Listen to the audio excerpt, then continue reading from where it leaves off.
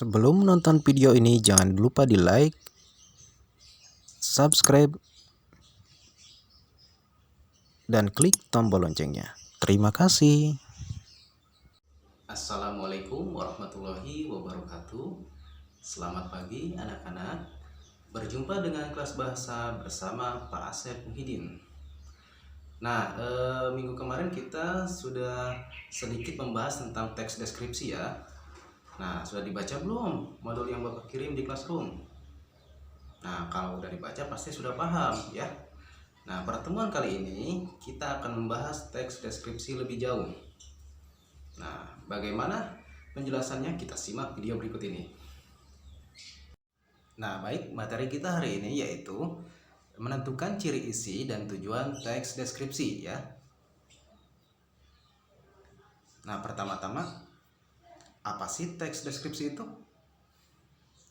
Nah, teks deskripsi adalah sebuah teks yang menggambarkan secara jelas sebuah objek, tempat, atau peristiwa yang sedang menjadi topik kepada pembaca, sehingga pembaca seolah-olah merasakan langsung apa yang sedang diungkapkan dalam teks tersebut. Nah, jadi teks deskripsi itu gambaran ya, gambaran dari suatu objek, tempat, atau peristiwa ya terhadap si pembaca, sehingga pembaca seolah-olah bisa merasakan apa yang diungkapkan dalam teks tersebut. Nah, selanjutnya menentukan ciri isi dan tujuan teks deskripsi. Tentu kalian pernah jalan-jalan ke suatu tempat ya, atau kalian pernah melihat di televisi tentang suatu tempat pariwisata, baik itu laut, ya, ada juga pegunungan. Nah, di situ bisa dideskripsikan, digambarkan, ya, digambarkan apa sih tempat pariwisata tersebut itu ada apa, ya. Ada pegunungan misalnya, pegunungan berwarna apa, keindahan alamnya, ya, itu bisa dideskripsikan. Nah, di sini ada dua contoh teks deskripsi ya. Yang pertama yaitu teks yang berjudul Parang Kritis dan Indah. Nah, teks kedua yang berjudul Ayah Panutanku. Nah, akan Bapak bacakan saja teks yang pertama, Parang Kritis dan Indah. Salah satu andalan wisata kota Yogyakarta adalah Pantai Parangtritis. Tepatnya, Pantai Parangtritis berada di Kecamatan Kretek, Bantul, Daerah Istimewa Yogyakarta. Pantai ini terletak di sekitar 27 km arah selatan Yogyakarta. Nah, di sini gambaran awalnya ada ya dalam paragraf pertama, yaitu pantai yang berada di Yogyakarta, dijelaskan di sini ya. Tepatnya berada di Kecamatan Kretek, Bantul ya. Nah, pantai ini terletak sekitar 27 km arah selatan Yogyakarta. Kemudian paragraf kedua, pemandangan Pantai Parangtritis sangat mempesona. Di sebelah kiri terlihat tebing yang sangat tinggi. Di sebelah kanan kita bisa melihat batu karang besar yang seolah-olah siap menjaga gempuran ombak yang datang setiap saat. Pantai bersih dengan buih-buih putih, bergradasi abu-abu dan kombinasi hijau sungguh elok. Nah, di sini jelas digambarkan ya bahwa Parangtritis itu sangat mempesona. Di sebelah kiri terlihat tebing ya. Jadi digambarkan itu Parangtritis sebelah kiri terlihat tebing. Di sebelah kanan kita bisa melihat batu karang yang besar ya. Itu termasuk juga sudah gambaran Parangtritis ya. Sudah gambaran Pantai Parangtritis. Pantai yang sangat mempesona ya. Kemudian paragraf ketiga Bapak bacakan. Kemolekan pantai serasa sempurna di sore hari. Di sore hari kita bisa melihat matahari terbenam yang merupakan saat sangat istimewa, lukisan alam yang sungguh mempesona. Semburan warna merah keemasan di langit dengan kemilau air pantai yang tertimpa matahari sore menjadi pemandangan yang memukau. Rasa hangat berbaur lembutnya hembusan angin sore melingkupi seluruh tubuh. Seakan tersihir kita menyaksikan secara perlahan matahari seolah-olah masuk ke dalam hamparan air laut. Nah, di sini dijelaskan juga latar suasana ya, latar suasana keadaan tersebut. Waktunya dijelaskan di sore hari ya. Jadi keindahannya, kemudian rasa ya, seolah-olah kita merasakan berada di tempat Parangtritis. Di sana digambarkan semuanya ya. Nah, kemudian yang kedua, teks kedua yaitu ayah panutanku. Di sini menjelaskan sosok seorang ayah ya, jadi menggambarkan seorang ayah ya. Akan Bapak bacakan saja paragraf pertama. Ayahku bernama Abu Salman. Ayah berpostur sedang, berumur sekitar 54 tahun. Rambutnya putih beruban, di dagunya terdapat bekas cukur jenggot putih di dagunya. Kulit ayahku kuning langsat. Wajah ayah tipikal Batak dengan rahang yang kuat dan hidung mancung tapi agak besar. Matanya hitam tajam dengan alis tebal.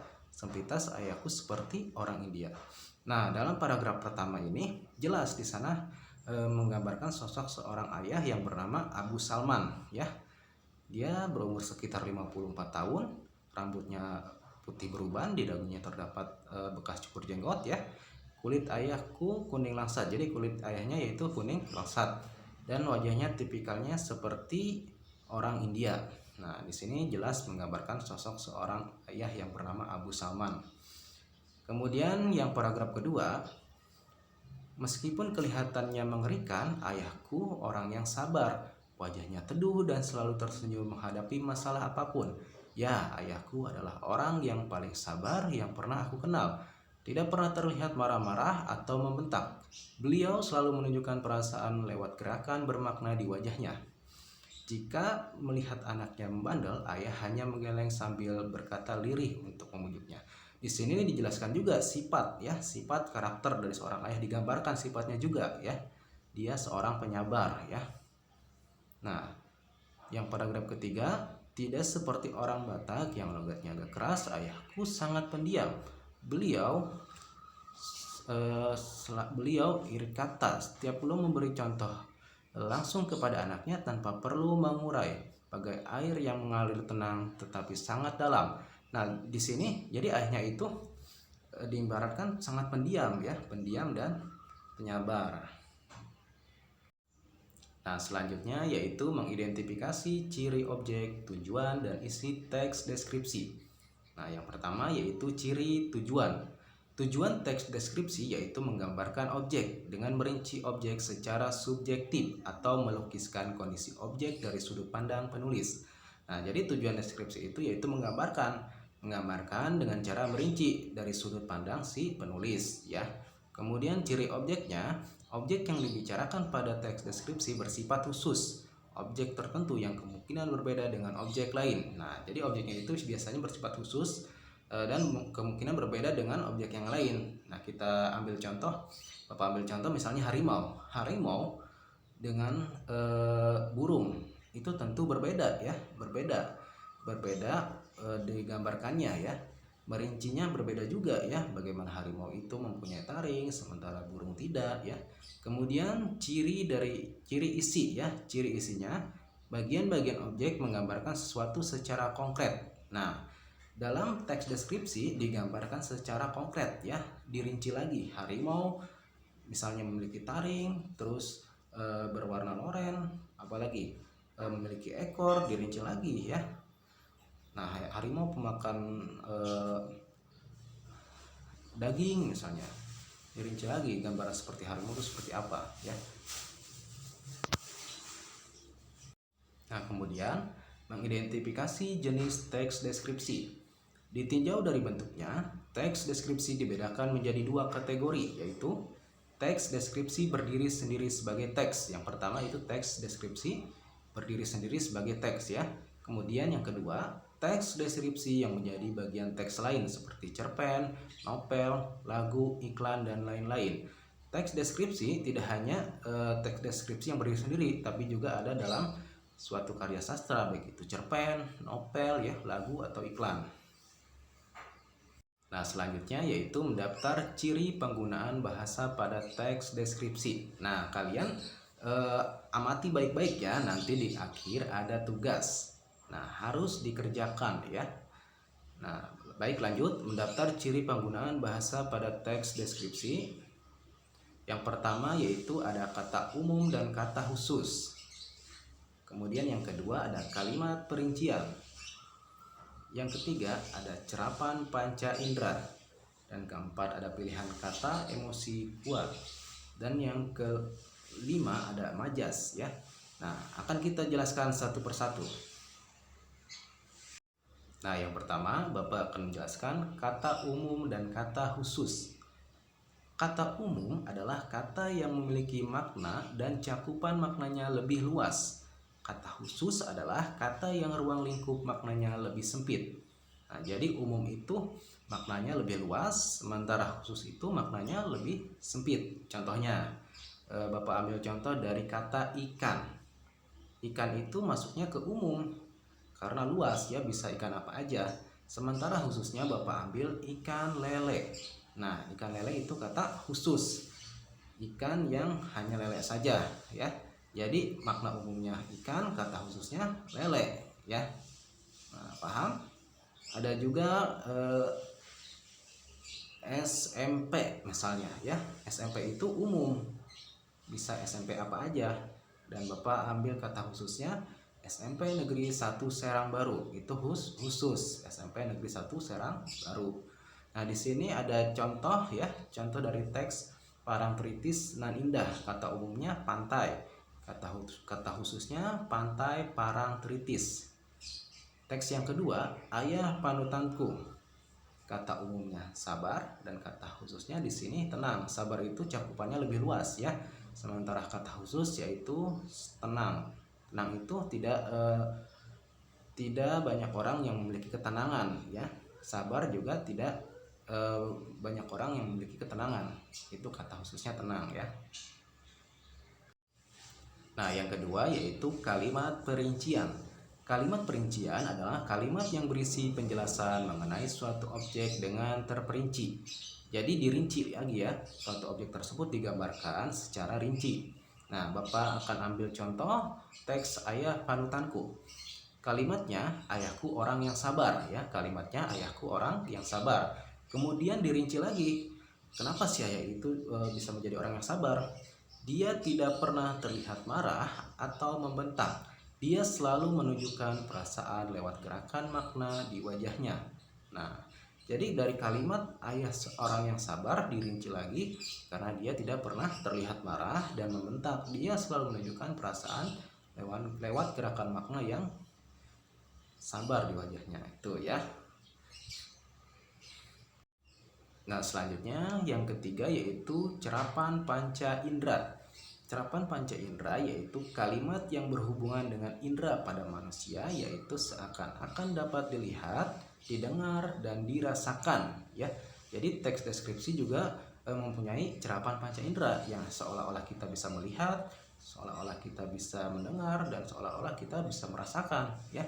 Nah, Bapak ambil contoh lagi yang teks ayah panutanku. Seakan dapat dilihat, kulit ayahku kuning langsat. Nah, di sini seakan-akan si pembaca dapat melihat bahwa kulit ayahku kuning langsat berarti kulitnya yang berwarna kuning langsat ya. Dan seakan dapat didengar, tidak seperti orang Batak yang logatnya agak keras, ayahku sangat pendiam. Jadi suara si ayah itu sangat pendiam, sangat irit berbicara ya. Nah, itu seakan dapat didengar. Kemudian seakan dapat merasakan, meskipun kelihatannya mengerikan, ayahku orang yang sabar ya. Berarti dia dapat merasakan bahwa ayahnya itu sangat penyabar ya, memiliki sifat penyabar, seolah-olah kita dapat merasakan. Nah, yang keempat yaitu pilihan kata emosi yang kuat. Dalam teks deskripsi ya, sering memakai kata emosi yang kuat ya. Nah, contohnya Bapak ambil dari teks yang berjudul Ayah Panutanku. Kata sifatnya yaitu kuat. Kuat berarti emosinya tangguh dan perkasa ya. Tangguh dan perkasa ya. Kemudian lembut. Lembut itu berarti kata sifatnya baik hati dan juga ramah tuh ya. Nah, yang terakhir yang kelima yaitu majas. Majas adalah bahasa yang digunakan penulis untuk menyampaikan sebuah pesan secara imajinatif. Majas bersifat tidak sebenarnya. Jadi majas itu makna yang tidak sebenarnya atau disebut dengan kias ya. Nah, Bapak ambil dari dua contoh teks. Yang pertama pantai Parangtritis. Majasnya yaitu sembut warna merah keemasan langsat di langit dengan kemilau air. pantai yang tertimpa matahari sore menjadi pemandangan yang memukau. Nah, di sini sangat tidak makna yang sebenarnya ya. Ada kata keemasan, langsat ya. Itu juga majas, kata yang tidak sebenarnya. Biasanya majas ini ada di sebuah puisi ya, ada di sebuah puisi, dari kata sebuah puisi. Kemudian teks yang kedua, ayah panutanku, bagai air yang mengalir tenang, tetap sangat pendiam ya. Nah, jadi di sini bagai air yang mengalir tenang tetapi sangat pendiam, itu juga majas ya, perumpamaan bahwa dia orangnya sangat pendiam ya. Nah, itu saja yang dapat Bapak sampaikan. Semoga kita selalu diberikan kesehatan, dan jangan lupa ini ada tugas apa sih pengertian teks deskripsi itu, dan kemudian kalian cari kata umum dan kata khusus ya. Contohnya sudah ada di atas. Tugasnya dikirim pihak classroom ya, dan jangan lupa dikasih nama dan kelas ya. Foto kemudian kirim ke classroom, jangan lupa dikasih nama dan kelas. Boleh kirim ke WA ya jika tidak bisa dikirim ke classroom ya. Baik, terima kasih. Wassalamualaikum warahmatullahi wabarakatuh.